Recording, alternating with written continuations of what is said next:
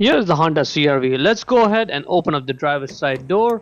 Right over there at the bottom is the primary hood release lever. Pull it. Now in front of the vehicle on top of the Honda emblem, put one finger in there and then push it right. While it's pushed right, lift up the hood. This is how the secondary lever works. Now this hood requires a prop rod to stay in place, so get the rod out of there, put it right over there in that slot and let it go. Good. Once the hood is open, that right there is the primary fuse panel. We need to get the cover off. So press those two clips and lift up the cover. You need to lift it up at an angle and then take it out because there's like a clip in the back that's keeping it in place. There you go. Now turn it around. On the bottom you'll find the spare fuses and the fuse puller. Grab the fuse puller and pull it out.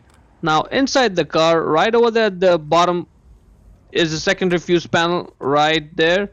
And if you look a little bit to the right and up, you'll find the fuse diagram for it. The FR is for the front accessory socket where you put your keys. The CTR is for the one that's inside the central console, and the cargo area socket is for the one that's in the cargo area. What we'll do is we'll pull the fuses out and check if it's good or bad. If the fuse is bad, which is very likely what the problem is, we'll replace it with a spare fuse. So let's go ahead and put the fuse puller on that one. I'll show you how to make this work. As you can see, the power went out in the outlet because this is a good fuse. How do I know that? Because the center part is not broken. If yours is broken, then it's a bad fuse. And the good thing is we have a 20 amp spare fuse with us. Always replace a 20 amp fuse with a 20 amp fuse. Do not replace it with 15 or 25 or anything else.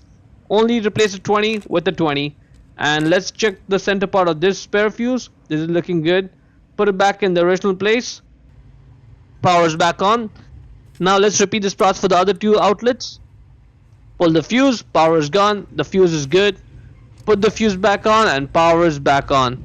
Now finally for the cargo area socket, that's the fuse, just pull it and the power is gone.